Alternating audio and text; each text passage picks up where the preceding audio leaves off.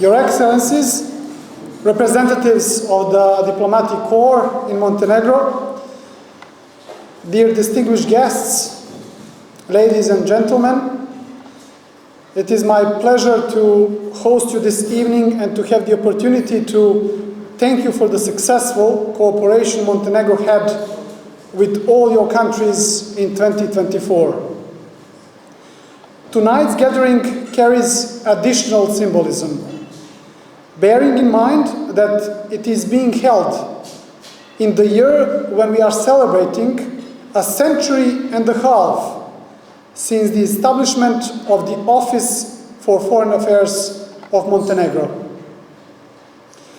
Confirming his statesmanship, Nikola Petrović, back then the Prince of Montenegro, recognized the importance of establishing an organized diplomatic service, which, in the environment of the global redistribution of the cards ahead of the Berlin Congress, will decisively contribute to the international recognition of Montenegro with its own activities. In the historical records of our country, Duke Stanko Radonjić, the first head of our Foreign Office and the first Minister of Foreign Affairs of Montenegro, is spoken of with special regard. Along with Duke Govor Vuković, who succeeded him as our Foreign Minister, can be considered the founder of Montenegrin diplomacy. And it is the result of the vision of the Prince Nikola and the hard work and talent of the people like the Duke Stanko that Montenegro gained its international recognition at the Berlin Congress. This is the moment which had its historical continuation in Montenegro's uprising in 1941 and is today celebrated as our national day that we are proud of. Montenegro today is once again a trustworthy partner with clear foreign policy priorities, including our good neighborly relations in the Balkans, sometimes not an easy task, NATO membership, EU accession, and multilateralism.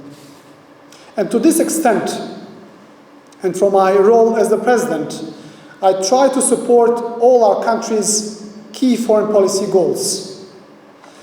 Over the past year, my office has been exceptionally active. We carried out a number of high-level visits, including the first ever official visit by a Montenegrin statesman to the Kingdom of the Netherlands, as well as visits to Austria, the Vatican, Romania, Cyprus, and Turkey. It was a great honor to represent our country at numerous multilateral forums, but also to co-host the Brdo Brioni Summit, together with my dear Slovenian and Croatian colleagues. We returned old diplomatic splendor to our royal capital of Cetinje, where we welcomed distinguished guests, such as the Prime Minister of Ireland and the Presidents of Slovenia, Romania, Bulgaria, North Macedonia, as well as the President of the EBRD. Throughout these diplomatic engagements, I consistently emphasized our core national interests and underscored our commitment to becoming the 28th EU member state by 2028. By participating in crucial multilateral forums and meetings with top-level officials, I sought to demonstrate that although daily politics and differences may weigh sometimes on all of us, they must never and will never derail us from our chosen strategic course. Nurturing strong neighborly relations for Montenegro is essential. Geography is our destiny, as they say. However, even if we could choose differently, we would never find better neighbors than those who selflessly support our European journey. One that would not be possible without them. And here, a really special prize should go to both Croatia and Slovenia for their efforts, both political and technical, in our EU integration process. Dear Excellencies, the challenges we witnessed in the last year are the best confirmation of the importance of the diplomatic service as one of the indispensable mechanisms for pursuing international cooperation and prosperity.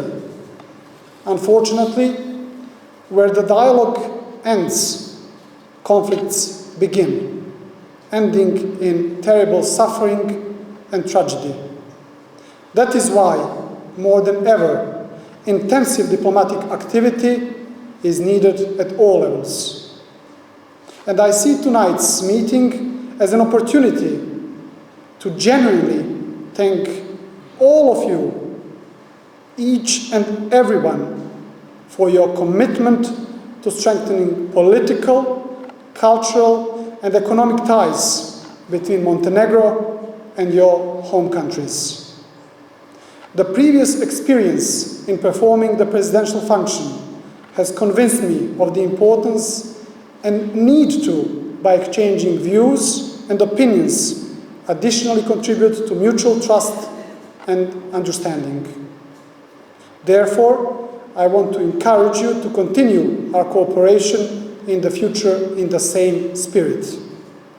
And with us here are representatives of state and municipal institutions, the media, the NGO sector, and international organizations whose contribution to the realization of the Montenegrin European dream, as well as all other important foreign policy goals along our path of democratic development, is immeasurable and valuable.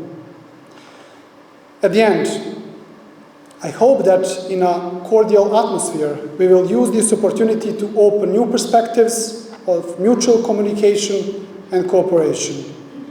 Dear friends, I raise a glass of welcome to the personal and professional progress of each and every of you, to the well-being and prosperity of your countries and of our Montenegro, and to cooperation and all our future joint successes. Long live Montenegro, and long live our friendship with all your countries. Thank you very much.